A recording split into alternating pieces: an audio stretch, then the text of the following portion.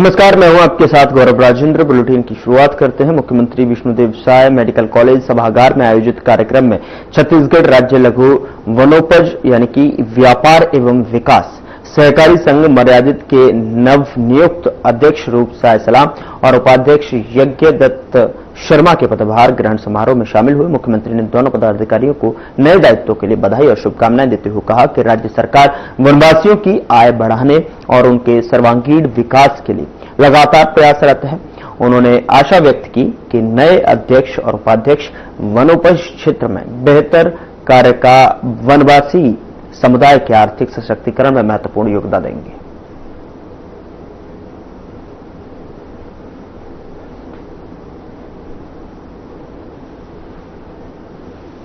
लघु वनोपज सहकारी संघ के नवनियुक्त अध्यक्ष श्री रूप साय सलाम और उपाध्यक्ष श्री यज्ञ दत्त शर्मा जी दोनों ने पदभार ग्रहण किया है। उनको बहुत बहुत बधाई, बहुत बहुत शुभकामनाएं। वो अपने दायित्व में सफल हो। प्रदेश के करीब 12-13 लाख लोग वनों, तेंदुपत्ता और वनोपज पर आधारित हैं। उनकी जीविका उससे चलती है और इनका काम होगा उनको और आगे बढ़ाना विकास की दृष्टि से, तो उनको बहुत बहुत बधाई, शुभकामनाएं।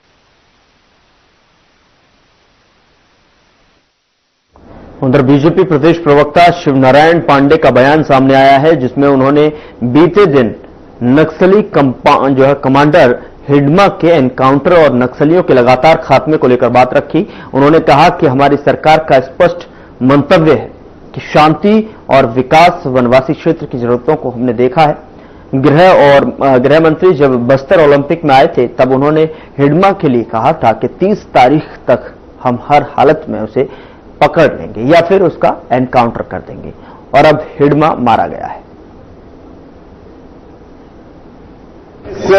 अपने घोषणा पत्र के अनुसार चल नहीं पाई। भारतीय जनता पार्टी के घोषणा पत्र में जितनी भी चीजें रही मोदी की गारंटी के रूप में, उसको भारतीय जनता पार्टी निभा रही है। उसके लिए लगातार जो है काम कर रही है। बहुत सारी घोषणाएं पूरी हो गई, बहुत सारे होने के कगार पर हैं, जो बची हुई है हो जाएंगे। बिजली बिल आधा होगा, इस प्रकार की घोषणा भारतीय जनता पार्टी की नहीं थी, लेकिन फिर भी 200 यूनिट, क्योंकि जनता की आवश्यकता के अनुसार सरकार को तात्कालिक निर्णय लेने पड़ते हैं। सूर्य घर बनाने की योजना भारतीय जनता पार्टी की है, लेकिन 200 यूनिट बिजली में आधा होगा, इस प्रकार की अभी घोषणा राज्य शासन ने की है। तो समय समय पर जनता की जो जरूरत है, जनता को जो राहत हो सकती है, जनता परेशान न हो, इसके लिए विष्णुदेव सरकार संवेदनशील है। कांग्रेस क्या करती है, उसकी क्या घोषणाएं होती है, जितनी घोषणाएं उन्होंने की थी 5 साल में पूरा नहीं कर पाए, इसको कांग्रेस एडमिट करती है। तो अपने बटन भारतीय जनता पार्टी सरकार पर लाने की कोशिश न करें। उधर राजनांदगांव शहर में मतदाता सूची के संशोधन का काम तेज हो गया है। इसी कड़ी में प्यारेलाल स्कूल समेत अलग अलग वार्डों में बीएलओ द्वारा विशेष शिविर लगाए जा रहे हैं। यहां लोग नए वोटर आईडी बनवाने, नाम जोड़ने, हटाने और सुधार करने के लिए बड़ी संख्या में पहुंच रहे हैं। बता दें कि नागरिकों को सिर्फ अपना पहचान पत्र और आवश्यक दस्तावेज साथ लेकर जाने हैं। शिविर में आवेदन भरने के लिए मतदाता पहचान पत्र, परिचय पत्र, नाम और पिता का नाम सहित बेसिक विवरण मांगे जा रहे हैं। मौके पर मौजूद कर्मचारियों ने बताया कि लोगों को आवेदन प्रक्रिया में किसी तरह की परेशानी ना हो, इसलिए हर वार्ड में अलग अलग दिनों पर शिविर चलाए जा रहे हैं। यह अभियान इसलिए महत्वपूर्ण है क्योंकि नए मतदाताओं से लेकर पुराने मतदाता जिनका नाम, पता या अन्य जानकारी अपडेट करनी है, सभी को एक ही जगह पर सुविधा मिल रही है। बीएलओ घर घर जाकर भी जानकारी दे रहे हैं ताकि ज्यादा से ज्यादा लोगों का नाम मतदाता सूची में जुड़ सके। तो वहीं आपको बता दें कि बीएलओ द्वारा मौके पर लोगों के नाम, पता, परिचय पत्र और पिता का नाम सहित सभी जरूरी जानकारी फॉर्म में दर्ज की जा रही है। स्कूल में लोगों की भीड़ बताती है कि शहर में जागरूकता बढ़ी है और युवा भी एक नए वोटर कार्ड बनवाने में खास दिलचस्पी दिखा रहे हैं।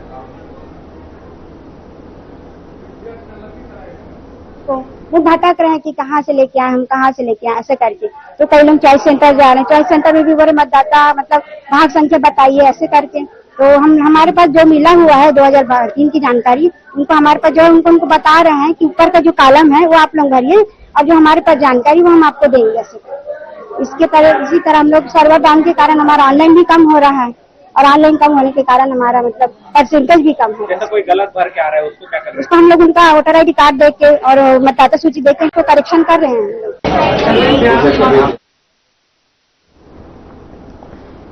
उधर छत्तीसगढ़ में सहकारी कर्मचारी संगठन की लगातार 18वें दिन तक हड़ताल जारी है, जिसमें प्रदेश सरकार के आदेश अनुसार अनिश्चितकालीन हड़ताल में बैठे सहकारी कर्मचारी संघ को आंदोलन स्थल से खदेड़ा गया। बता दें कि 4 सूत्रीय मांग को लेकर लगातार हड़ताल पर बैठे आंदोलनकारियों पर राज्य सरकार ने एस्मा लगा दिया था। बराबर हिदायत के बावजूद भी कर्मचारी अपनी मांगों पर निरंतर डटे रहे, जिससे प्रदेश में धन उपार्जन केंद्रों में भी अव्यवस्था देखने को मिल रही है। किसान भी एक तरह से परेशान नजर आ रहे हैं, तो वहीं जिसे देखते हुए प्रदेश सरकार ने कर्मचारियों को हड़ताल वापस लेने और काम पर वापस लौटने की हिदायत भी दी। वहीं पूरी शक्ति बरतते हुए कई प्रबंधकों को बर्खास्त भी कर दिया गया, जिसे लेकर सहकारी कर्मचारी उग्र होते दिखाई दे रहे हैं।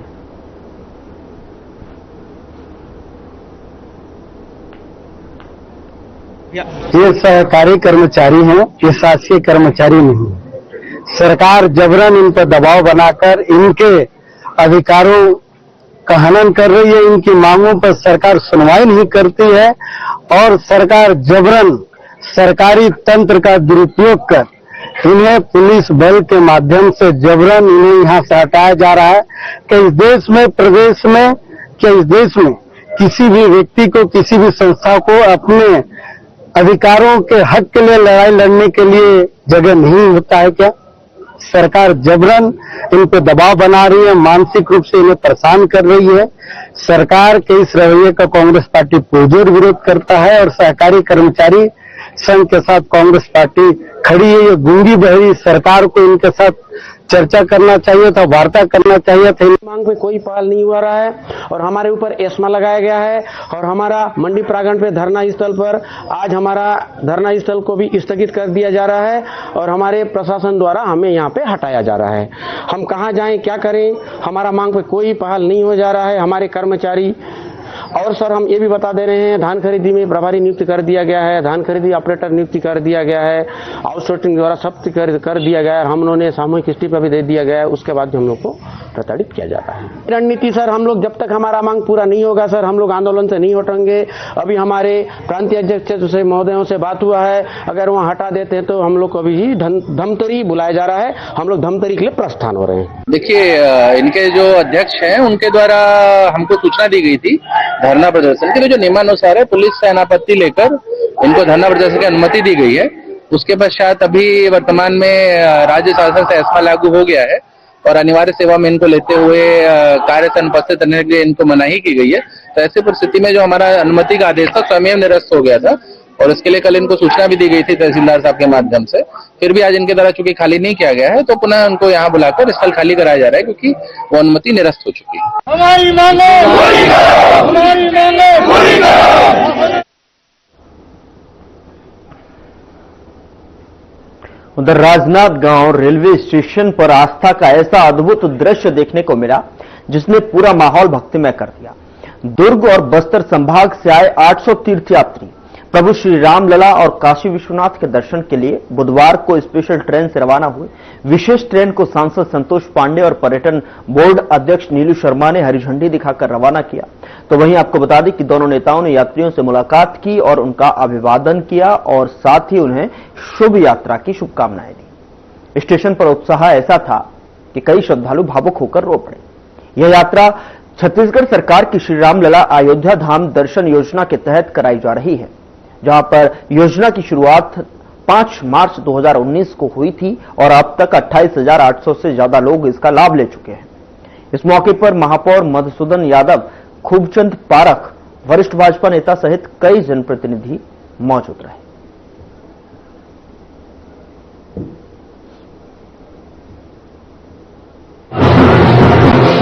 आज जो ये ट्रेन की शुरुआत हुई है, वास्तव में इसके लिए हमारे सम्माननीय विष्णुदेव साय की सरकार में भाई नीलू शर्मा जी जो चेयरमैन है, माननीय राजेश अग्रवाल जी जिन्होंने राजनांदगांव से बहुत अच्छी शुरुआत की। ये प्रदेश का अंतिम छोर है और यहां से सभी दर्शनार्थियों को लेते हुए जाना, ये उनकी संवेदनशीलता को दिखाता है। ये चौथी यात्रा है। मैं भाई नीलू शर्मा जी के साथ साथ माननीय मंत्री, संस्कृति मंत्री राजेश अग्रवाल जी को, माननीय विष्णुदेव साय जी को बहुत बहुत आभार प्रकट करता हूं। और इसी प्रकार से ये जो यात्रा है, पर्यटन, देशाटन, ये ही हमारी संस्कृति की विशेषता रही है और हमारे छत्तीसगढ़ के लोग इसका लाभ उठा रहे हैं। ये आज की यात्रा नया संदेश लेकर के गई है। छत्तीसगढ़ भगवान राम का ननिहाल है और यहां से ये सुकून का संदेश अयोध्या के लिए, भगवान राम के चरणों में प्रणाम करने के लिए, ये जो आंतरिक आतंकवाद था छत्तीसगढ़ में, इसका समापन आपकी कृपा से ही हुआ। यही हम कृतज्ञता ज्ञापित। रेलवे स्टेशन से दुर्ग संभाग एवं बस्तर संभाग के रामलला दर्शन हेतु श्रद्धालुगण रवाना हुए।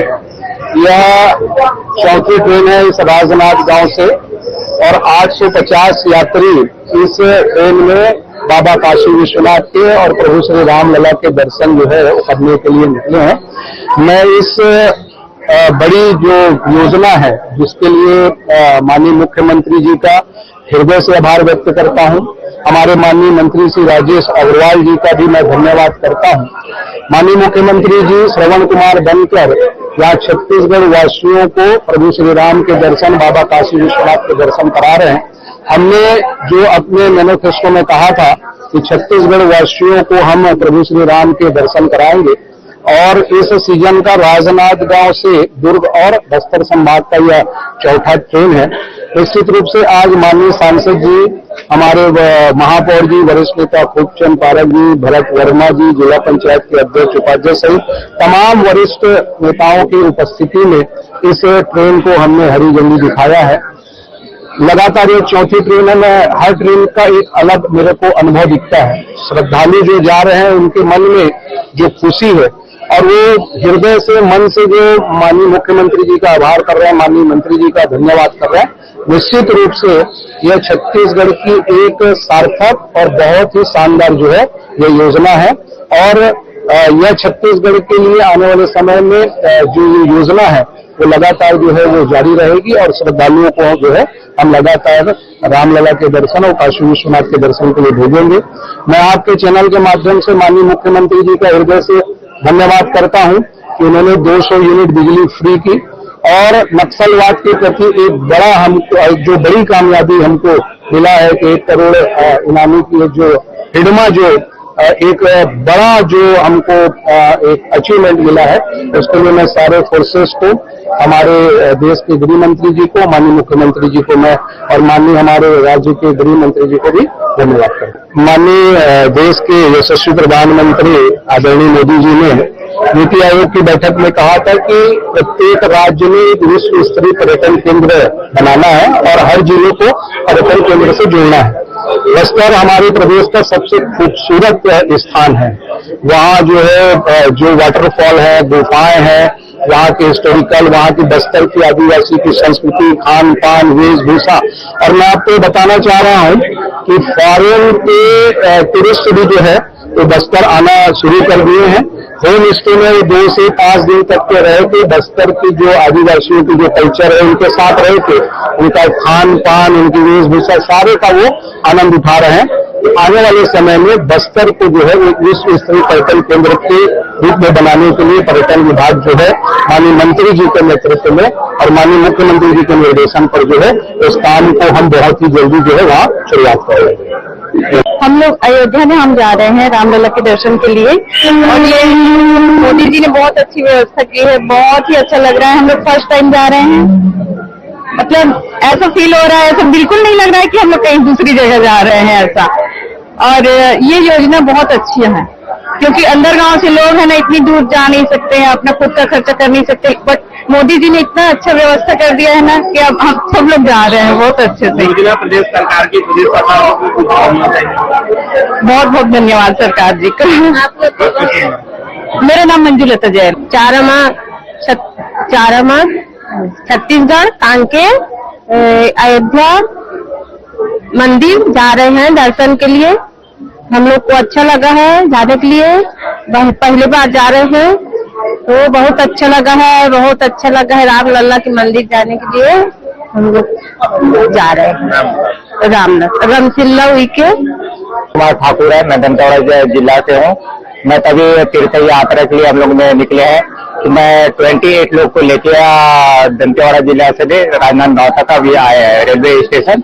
मुख्यमंत्री साहब ने अच्छा किया है कि मतलब लोग को जाने के लिए व्यवस्था कर दी है, मतलब कुछ भी हम लोग का वो नहीं लग रहा है कि निःशुल्क है। जैसे खाने पीने का व्यवस्था अच्छा था कि बैंड बाजा वगैरह करके स्वागत कर रहे हैं। यहाँ से हम लोग अभी रेलवे स्टेशन 11 बजे से निकल के ना अयोध्या धाम निकलेंगे। व्यवस्था बहुत अच्छी थी। हम लोग को व्यवस्था के रुकने के लिए उसमें लॉज में रुके थे, वहाँ से फिर यहाँ तक आए तो कोई व्यवस्था सब अच्छी थी। पूरी योजना को लेकर क्या बोलेंगे सरकार से? पूरी योजना के लिए तो सब बहुत अच्छा धन्यवाद देंगे सर उनको, इसी पूरी यात्री को जाने के लिए। मैं श्रीमती संगीता मंडल दंतेवाड़ा जिला से आई हूँ और फर्स्ट टाइम है मेरा अयोध्या धाम के लिए। और अभी राजनांदगांव रेलवे स्टेशन में हम सभी यहाँ पर एकत्रित हुए हैं। सारी व्यवस्थाएं बहुत अच्छी थी, यातायात के सभी साधन बहुत अच्छे थे, कुछ भी खराब नहीं लगा। हम सब खुश हैं, बहुत अच्छा है। अच्छे सक्षम लोग तो आ सकते हैं लेकिन गांव दराज के अंदर वाले लोग नहीं आ सकते, उनके लिए बहुत अच्छा है। और ऐसे ही चलता रहे, सब प्रसन्न होंगे उनके सरकार से। शुभ नाम बता देंगे आप? श्रीमती संगीता मंडल दंतेवाड़ा जी। मेरा नाम रामसा यादव, चारमा जिला कांकेर छत्तीसगढ़ का निवासी हूँ।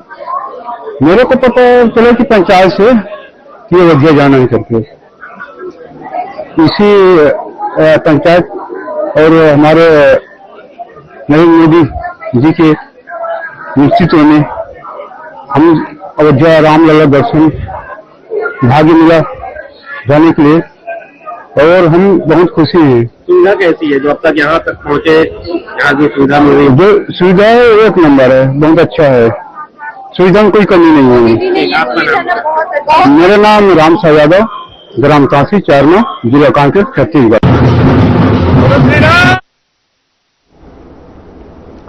खबर दुर्ग छत्तीसगढ़ से है, जहां पिछले दिनों फिट इंडिया की तरफ से एक भी इवेंट शुरू किया गया और आप बता दें कि जिसमें कश्मीर से कन्याकुमारी तक 16 दिन की साइकिल यात्रा शुरू की थी, जिसमें पूरे इंडिया से 150 लोगों ने हिस्सा लिया था।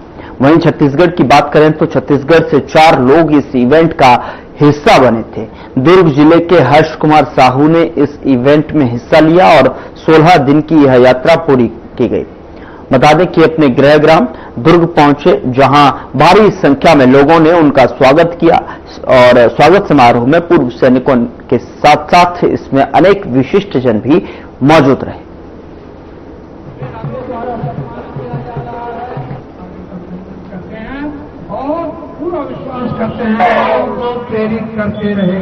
मेरा नाम हर्ष कुमार साहू है, मैं मीनाक्षी नगर दुर्ग में रहता हूँ और मैं अभी कश्मीर से कन्याकुमारी का सफर तय किया हूँ।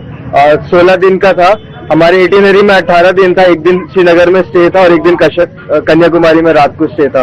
तो 16 दिन का सफर रहा, जिसमें अप्रोक्सीमेटली हमने 275 से 300 तक का हमने एवरेज रखा था। डेली हम साइकिल चलाते थे।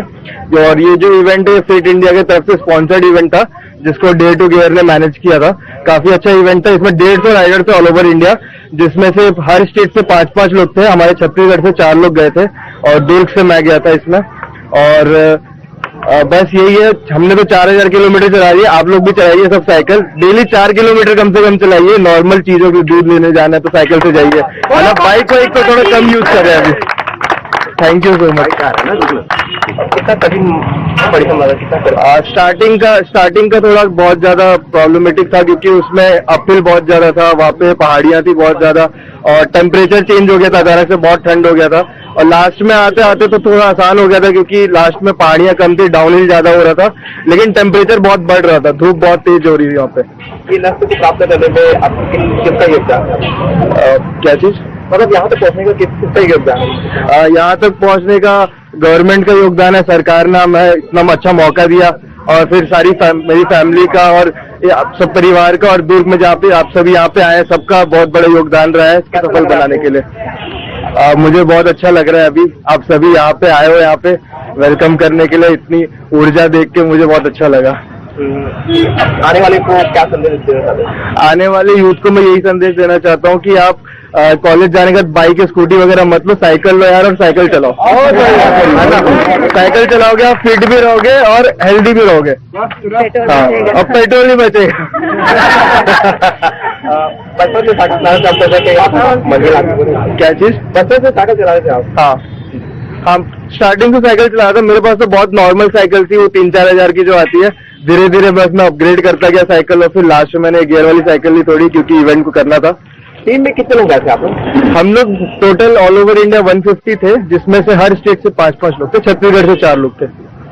हाँ, आपको परिचय? मेरा नाम हर्ष कुमार साहू है, मैं मीनाक्षी नगर दुर्ग में रहता हूँ और ये मेरे पापा है श्री गेंदलाल साहू। लास्ट ईयर भी हमने 1200 किलोमीटर दिल्ली से दुर्ग किया था इनके पापा के साथ, और ये मेरी मम्मी है और ये मेरी बहन है। मेरा नाम गेंदलाल साहू है, मैं आर्मी सुबेदार से रिटायर्ड हूँ और मेरा बेटा है हर्ष कुमार साहू।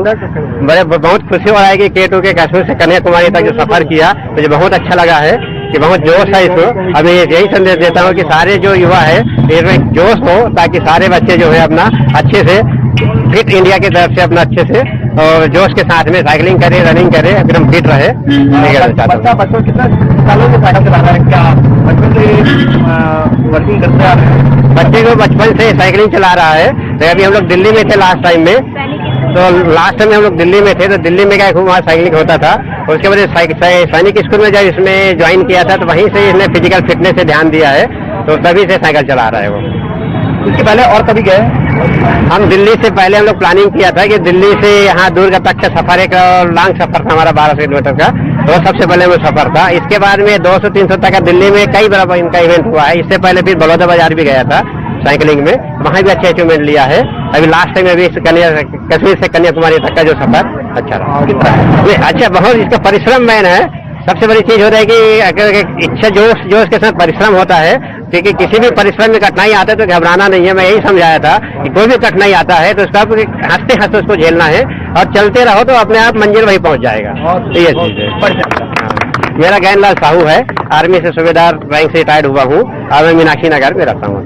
सबसे पहले तो मेरा बेटा है, बड़े भैया का बेटा, और हमारा परिवार आर्मी फैमिली है, इसलिए कुछ अतिशयोक्ति होगा अगर मैं और कुछ कहूँ। मतलब आप समझ सकते हैं, देश के रक्षक आज हमारा बेटा पर्यावरण के लिए भी इतना सुंदर संदेश दिया और हमारा पूरा परिवार यहाँ पर है। और हमारा परिवार, हमारे चाचा जी लोग राष्ट्र निर्माता है, शिक्षक के रूप में है, और हमारे देश के बेटे बहू सब हैं, सब आर्मी फैमिली से है। तो और मैं भी एक पर्यावरण के लिए एक काम ऐसा कर रही हूँ, तो हम सब, हमारा पूरा परिवार और देश के लिए, फिट इंडिया के लिए, फिट एनवायरनमेंट के लिए काम कर रहा है। मैं बहुत शुभकामनाएं देती हूँ अपने बेटे को। मैं श्रद्धा पुरेन साहू, सभापति जिला पंचायत। आने वाली युवा पीढ़ी को जी, हमारा बेटा हर्ष साहू एक प्रेरणा है युवाओं के लिए, और सभी बच्चों को एटलीस्ट स्कूल और कॉलेज को अपने साइकिल में जाना ही चाहिए।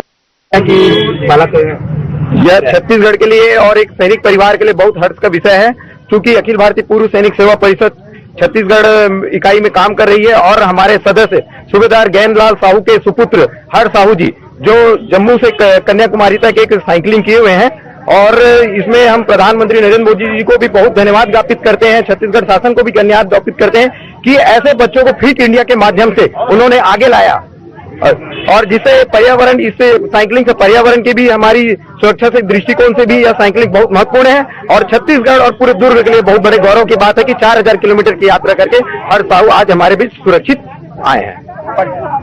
मैं अखिल भारतीय पूर्व सैनिक सेवा परिषद प्रदेश मीडिया प्रभारी देवेंद्र कुमार डड़सेना। हर्ष मेरा स्टूडेंट है, काफी मेहनती है, और इन्होंने भारत से उत्तरी छोर कश्मीर से लेकर भारत से दक्षिणी छोर कन्याकुमारी तक, जिसको हम ट्रेन से या एरोप्लेन से सफर करते हैं, इन्होंने साइकिल से किया, और एक एकता का संदेश एक उत्तर से दक्षिण भारत तक पहुंचाया। एक भारत तो एकता में सूत्र में बांधने का काम, और दूसरा लोगों को ये फिलहाल बुलेटिन में इतना ही। नमस्कार।